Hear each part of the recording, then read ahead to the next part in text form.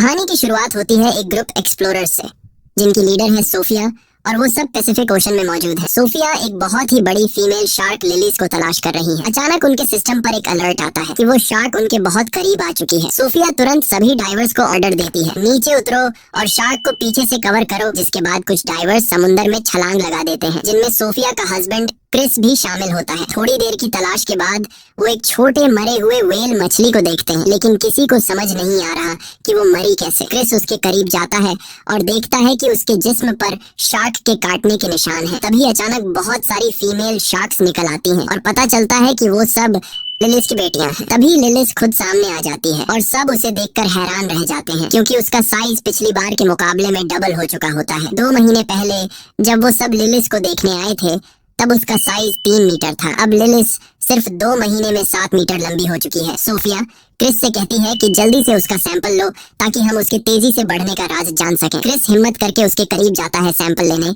लेकिन लिलिस तुरंत उस पर हमला कर देती है। उसी वक्त क्रिस और सोफिया के बीच कनेक्शन कट जाता है। सोफिया बहुत परेशान हो जाती है और खुद समुंदर में उतर जाती है ताकि अपने हस्बैंड को ढूंढ सके। वो जैसे ही नीचे जाती है, उसे क्रिस का कटा हुआ बाजू मिलता है और वहाँ और किसी डाइवर का कोई नामो निशान नहीं होता। वो समझ जाती है कि वो सब शार्क की खुराक बन चुके हैं, मगर वो हिम्मत नहीं हारती और फैसला करती है कि किसी तरह उस शार्क से सैंपल लेकर ही रहेगी। वो लिलिस के करीब पहुंचती है और सैंपल लेने की कोशिश करती है, लेकिन शार्क उस पर भी हमला कर देती है। सोफिया खुशकिस्मती से एक जाल में फंस जाती है, लेकिन शार्क जाल को खींचती हुई समुंदर की गहराइयों में ले जाती है। किसी तरह से वो जाल से निकलने में कामयाब हो जाती है और खुद को बचा लेती है। फिर 3 साल बीत जाते हैं और हम पहुंचते हैं पेरिस, जहां 2 नौजवान लड़के सीन नदी में मछलियां पकड़ रहे होते हैं। लेकिन अचानक उनके जाल में एक बम आ जाता है। ये देखकर वो दोनों लड़के पुलिस को इस बम की खबर देते हैं। बम की खबर सुनकर रिपोर्टर्स भी वहां आ जाते हैं। तभी पुलिस आकर लोगों को समझाती है कि वर्ल्ड वॉर 2 के दौरान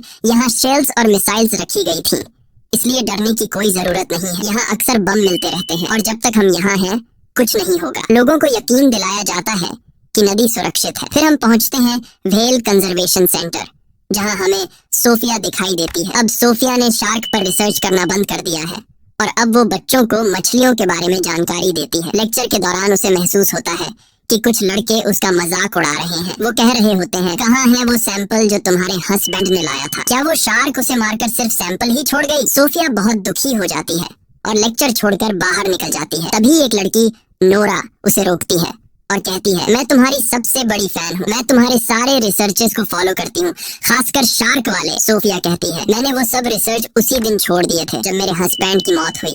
उन दिनों की याद मत दिलाओ, मुझे तकलीफ होती है। वो जाने लगती है, लेकिन नोरा कहती है, मैंने पता लगाया है कि तुमने लिलीज के शरीर में एक ट्रैकर डिवाइस लगाई थी। सोफिया हैरान रह जाती है। इसके बाद नोरा उसे अपनी ऑर्गेनाइजेशन ले जाती है ताकि डिटेल में बात कर सके। हमें पता चलता है कि नोरा ने समुद्री जीवों को बचाने के लिए एक ऑर्गेनाइजेशन बनाई है। वो समुद्र में रहने वाले जानवरों से बेहद प्यार करती है। नोरा सोफिया को बताती है कि उसने पिछले 3 साल से लिलीज की मॉनिटरिंग की है और कहती है, सोफिया तुम्हें ये पता नहीं होगा कि लिली सब सीन नदी में है। सोफिया हैरान रह जाती है और कहती है, ये नामुमकिन है क्योंकि शार्क फ्रेश वाटर में जिंदा नहीं रह सकती। नोरा बताती है कि क्लाइमेट चेंज और पोल्यूशन ने लिलीज की नेचर को बदल दिया है और अब वो इस माहौल में भी जीने के काबिल हो गई है। हमारे ग्रुप की कोशिश है कि उसे वापस समुंदर में भेज दें, वरना वो किसी भी वक्त मर सकती है। नोरा कहती है, मैं आज रात डाइव करने वाली हूँ, तुम भी साथ चलो सोफिया। हम दोनों शार्क को देखते हैं और उसे उसके घर वापस ले जाते हैं। सोफिया कहती है, क्या डाइव? तुम्हें क्या लगता है ये इतना आसान है? ये बहुत ज्यादा रिस्की है। ऐसा करने से तुम्हारी जान जा सकती है। ये कोई आम सी मछली नहीं, ये दुनिया की सबसे खतरनाक शार्क है। सोफिया वहाँ से निकलकर अपने घर पहुँचती है। घर जाकर वो अपने हस्बैंड के आखिरी मिशन की वीडियोस देखती है और वो रो पड़ती है, क्योंकि उसी ने अपनी टीम से कहा था कि वो इस मिशन में उनके साथ है। वो गिल्टी फील कर रही होती है क्योंकि वो सब उसकी वजह से मारे गए। दूसरी तरफ हम देखते हैं कि नोरा अपनी दोस्त बिन के साथ सीन नदी में एक बोट पर होती है। नोरा कहती है, क्या तू मेरे साथ नहीं उतरेगी? बिन पानी में उतरने से इनकार कर देती है और कहती है, तू जा, मैं यहाँ तेरा ध्यान रखती हूँ। नोरा अकेले ही पानी में उतरती है और लिलीज को हर जगह ढूंढती है। दूसरी ओर सोफिया सिस्टम में लिलीज की मूवमेंट्स ट्रैक कर रही होती है। वो देखती है कि शार्क नोरा की तरफ बढ़ रही है, जिसके बाद वो पुलिस को कॉल करती है और बताती है कि नोरा अकेले रिवर के पानी में शार्क को ढूंढने गई है। नोरा अब भी शार्क को तलाश रही होती है। फिर वो एक कार के करीब जाती है जिस पर शार्क के अटैक के निशान होते हैं। उसी वक्त उसे पुलिस के सायरन की आवाज आती है तो वो समझ जाती है कि पुलिस नदी तक पहुंच गई है। वो फौरन पानी से बाहर आती है और भागने की कोशिश करती है, मगर पुलिस उसे पकड़ लेती है क्योंकि इस रिवर में डाइविंग मना है। सोफिया भी उसी वक्त वहां पहुंच जाती है और नोरा को पुलिस के हाथों गिरफ्तार होते हुए देखती है, मगर वो कुछ नहीं कर सकती। पूरी रात वो नदी के पास खड़ी रहती है लिलीज की मूवमेंट्स को ट्रैक करने के लिए। अगले दिन नोरा अब भी पुलिस स्टेशन में होती है क्योंकि वो कुछ भी बोलने को तैयार नहीं होती कि वो नदी में क्यों गई थी। वो सिर्फ कहती है, बस यार मैं तो नहाने गई थी। इंस्पेक्टर का नाम आदिल होता है। वो कहता है, तुम यहाँ से बाहर तभी निकलोगी जब सच बोलोगी। नहाने की कहानी छोड़ो, हमें बेवकूफ समझा है क्या? नोरा कहती है, सुनो भाई, मैं शार्क ढूंढने गई थी। आदिल हंसता है, क्या तू मेरे साथ मजाक कर रही है? नदी में शार्क? ये तो जहरीला पानी है। और फिर वो यहाँ आई कहाँ से? तुमने मुझे बेवकूफ समझा है? नोरा कहती है, मेरा यकीन करो, मैं पानी में शार्क को ढूंढने गई थी, लेकिन अफसर मानने को तैयार नहीं था। दूसरी तरफ सोफिया अब भी उसी जगह पर मौजूद होती है जहाँ कल रात थी।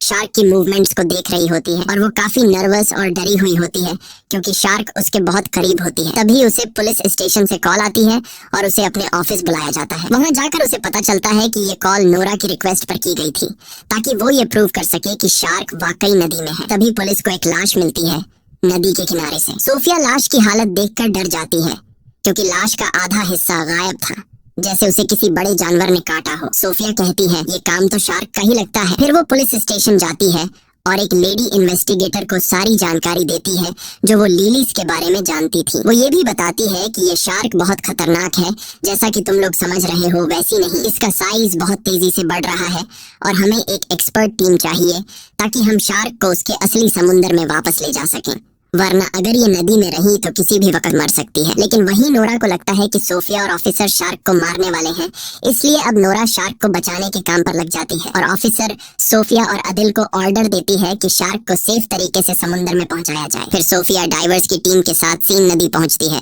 ताकि शार्क को पकड़ सके। दूसरी तरफ नोरा भी चुपचाप उनका पीछा करती है और दूर से शार्क की मूवमेंट्स को देखती रहती है। सोफिया और उसकी टीम ट्रैकर के जरिए लिलीज की लोकेशन फिक्स कर लेते हैं। डाइवर्स जल्दी से सूट पहन के नदी में उतर जाते हैं। नोरा को लगता है कि वो लिलीज को मार देंगे तो फौरन अपनी दोस्त बिन को कॉल करती है और कहती है कि वो ट्रैकर सिस्टम हैक कर दे ताकि डाइवर्स शार्क की लोकेशन ट्रेस न कर सके। बिन उसकी बात मान लेती है और सिस्टम बंद कर देती है। तभी डाइवर्स पानी में लिलीज को तलाश करते रहते हैं और वो लिलीज के काफी करीब होते हैं। उन्हें उसकी मूवमेंट का एहसास होने लगता है। तभी ट्रैकर अचानक बंद हो जाता है और वो उसका लोकेशन नहीं जान पाते। वो सब जल्दी से ऊपर आ जाते हैं इससे पहले कि शार्क उन्हें मार डाले। आदिल हैरान रह जाता है कि ट्रैकर अचानक कैसे बंद हो गया और वो सोफिया से कहता है, मुझे लग रहा है कि ये सब तुम्हारा किया धरा है। कसम से अगर कंफर्म हो गया कि तूने ये किया है तो ये तेरे लिए जिंदगी का आखिरी दिन होगा। सोफिया उसकी बातों से नाराज हो जाती है और वहां से चली जाती है और इत्तेफाक से वो नोरा को दूर से देखती है जो छुप के सब कुछ देख रही होती है।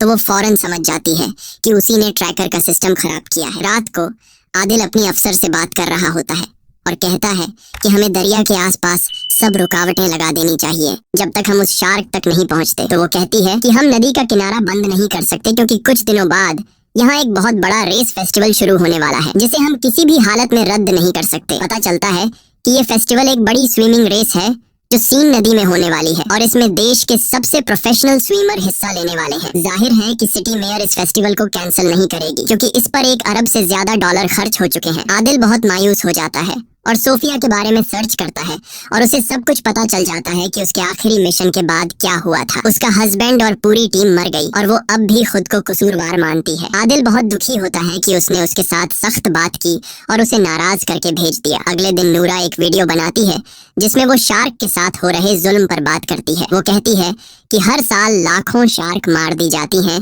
ताकि ब्यूटी प्रोडक्ट्स और अमीरों के खाने बन सकें।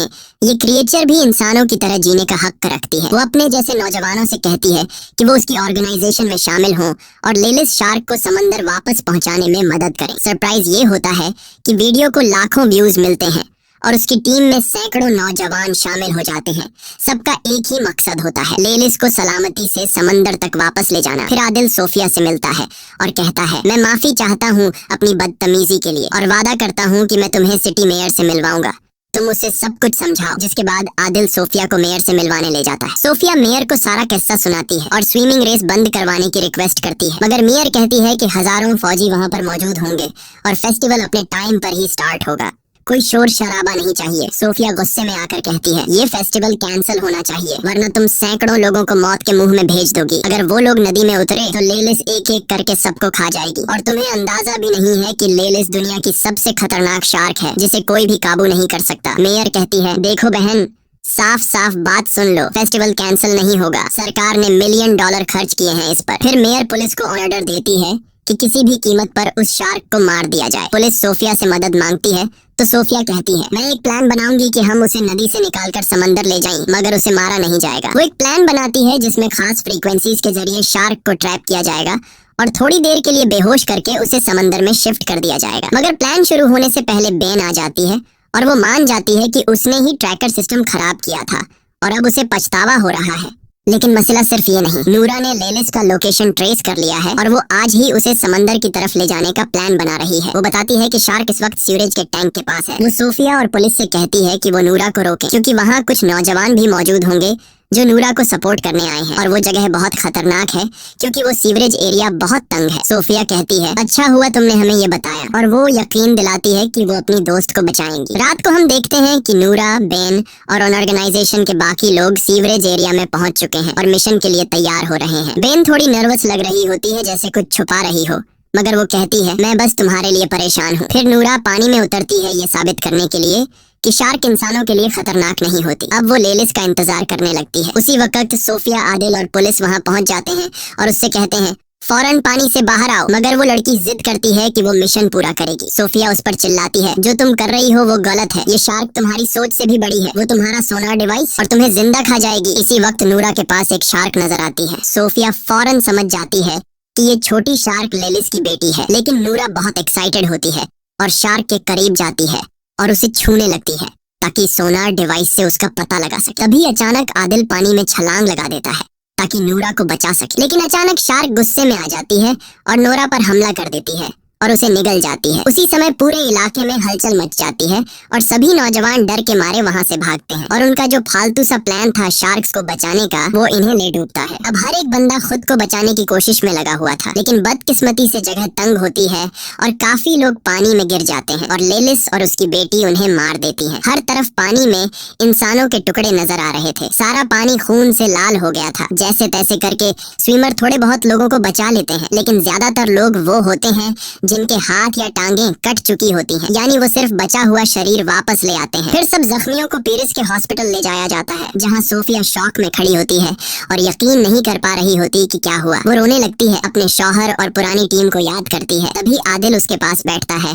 और उसे तसल्ली देता है। कुछ देर बाद आदिल और सोफिया को सीवरेज एरिया में बुलाया जाता है। जब वो वहाँ पहुँचते हैं तो लेलिस की बेटी की लाश मिलती है। उसे लैब ले जाया जाता है ताकि सोफिया उस पर रिसर्च करे, शायद कोई क्लू मिल जाए। उसी समय सोफिया को पता चलता है कि ये शार्क सिर्फ 2 महीने की है और वो प्रेग्नेंट भी है, और सोफिया को लेलिस की बढ़ती हुई ग्रोथ का भी पता चल जाता है। हैरान करने वाली बात ये होती है कि ये फीमेल शार्क बिना किसी मेल शार्क के कोलैब किए बच्चे पैदा कर सकती है, यानी बिना नर के खुद ब खुद बच्चे देना। सोफिया समझ जाती है कि ये शार्क बहुत बड़ी आफत है, क्योंकि लेलिस की तादाद कुछ महीनों में बहुत ज्यादा बढ़ जाएगी और ये इंसानों के लिए बहुत बड़ा खतरा बन सकता है। इसीलिए लेलिस और उसकी सारी नस्ल को खत्म करना बहुत जरूरी है, वरना वो इंसानों को खत्म कर देगी। अगले दिन सोफिया और उसकी टीम मेयर के ऑफिस पहुँचती है और उसे सारी नई जानकारी देती है। मेयर बहुत नाराज होती है क्योंकि मिशन नाकाम हो चुका होता है और स्विमिंग फेस्टिवल स्टार्ट होने में सिर्फ कुछ ही घंटे बाकी होते हैं। वो कहती है कि किसी भी तरह इस शार्क को मारो। सोफिया उस पर गुस्सा करती है और कहती है, तुम्हारे लिए पैसे ज्यादा अहम हैं या लोगों की जानें? मेयर गुस्से में कहती है, बाहर निकलो यहाँ से। और फिर वो फैसला करती है कि शार्क को मारने की जिम्मेदारी अब फौज को दी जाएगी। फिर सोफिया और आदिल कैफे में बैठे बात कर रहे होते हैं। सोफिया कहती है,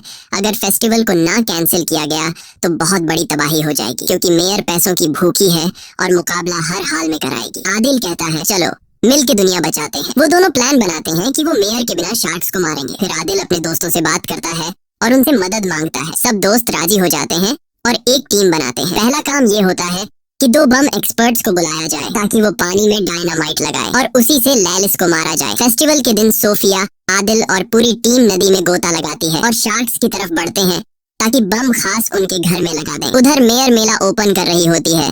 उसे कुछ भी पता नहीं होता आदिल और सोफिया के प्लान का। फौज भी अपनी बोट्स में तैयार बैठी होती है किसी भी हमले के लिए। सोफिया की टीम शार्क के मेन जगह तक पहुंच जाती है और वो वहाँ हजारों शार्क मछलियां देखती है। सोफिया अपनी टीम को कहती है कि रुक जाए क्योंकि शार्क इंसानी हरकत से खतरा महसूस करती है। दूसरी तरफ मेला शुरू हो जाता है और स्विमर पानी में कूद जाते हैं। सोफिया और उसकी टीम शार्क्स के बीच बम लगा देती है और जैसे ही काम खत्म होता है सब ऊपर जाने की कोशिश करते हैं। तभी एक शार्क आती है और टीम के 2 बंदों को मार देती है। सोफिया आदिल को खींचती है ताकि जल्दी निकल सके, लेकिन बम जल्दी फट जाते हैं। धमाका होता है और टीम के बाकी लोग ऊपर उनका इंतजार कर रहे होते हैं। सोफिया आदिल को ऊपर ले आती है। टीम उसे बोट में डाल देती है क्योंकि वो जख्मी होता है। तब सोफिया फैसला करती है कि वो अकेले नीचे जाएगी ताकि यकीन कर ले कि लेलिस मर चुकी है या नहीं। लेकिन जब वो वापस आती है तो पता चलता है कि लेलिस अभी भी जिंदा है। फिर अचानक लेलिस कश्ती पर हमला करती है, टीम को गिरा देती है और पूरी टीम को मार देती है। लेकिन खुशकिस्मती से आदिल और सोफिया बच जाते हैं और ऊपर आ जाते हैं। तब वो देखते हैं कि शार्क तैराकों की तरफ बढ़ रही है, तो वो दोनों पानी में वापस कूद जाते हैं ताकि उसे रोक सकें। लेकिन तब तक बहुत देर हो चुकी होती है। शार्क पहले ही तैराकों तक पहुंच चुकी होती है और एक एक करके सबको मारने लगती है। एक ही झटके में नदी का पानी लाल हो जाता है। हर तरफ इंसानों के टुकड़े तैर रहे होते हैं। पूरा इलाका चीख पुकार और अफरा तफरी से भर जाता है। तभी फौज पहुंचती है